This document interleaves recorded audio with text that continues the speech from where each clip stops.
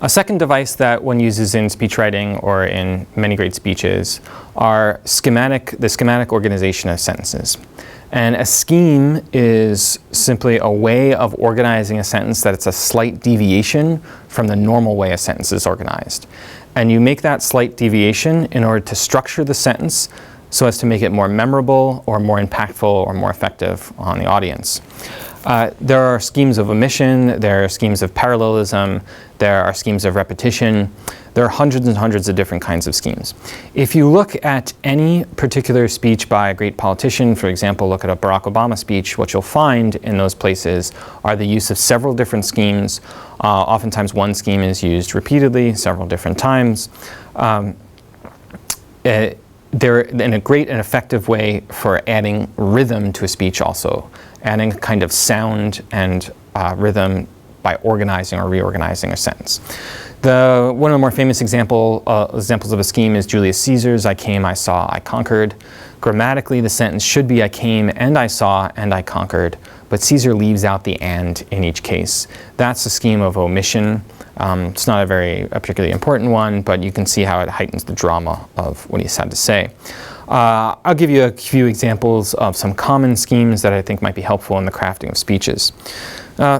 First is the scheme of antithesis. Antithesis is when you put two opposites right next to one another. So, though studious, he was also lazy.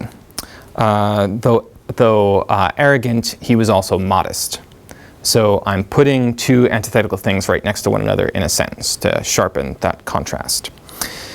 There's also anaphora. Anaphora is the repetition of a phrase at the beginning of a sentence. So Churchill famously said, "We shall fight them on the beaches, we shall fight them on the land, we shall fight them." He repeats the phrase, "we shall fight them," at the beginning of several sections or phrases in a row. That's anaphora. Epistrophe is the repetition of a phrase at the end, the repetition of a word or words at the end of a series of phrases. So nothing tastes like real butter, nothing moistens like real butter, nothing enlivens like real butter, nothing is better than real butter. So I repeat real butter over and over again at the end. Anaphora and epistrophe are sort of schemes of repetition.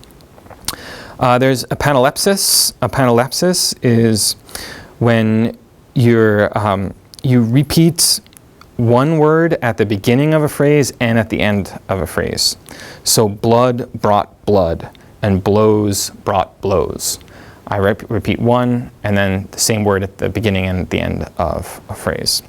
There's anadiplosis, which is the use or the repetition of one word at the end of a phrase and then at the beginning of the very next phrase. So the crime was common and common was the pain. I've repeated common twice at the end and beginning of a phrase. Those are all schemes of repetition. Perhaps the most powerful and important scheme is the scheme of parallelism.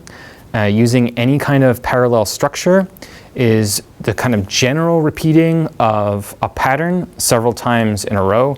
Parallelism is critical for writing as well. A parallel scheme sort of amplifies content by building the same structure of a sentence over and over again. Those are just a couple of examples. If you write with schemes, you will automatically find your speeches have more polish, have more eloquence, have better rhythm, and are slightly more memorable, and you can control the emotional effect that you're producing better with by implementing some schemes into your writing.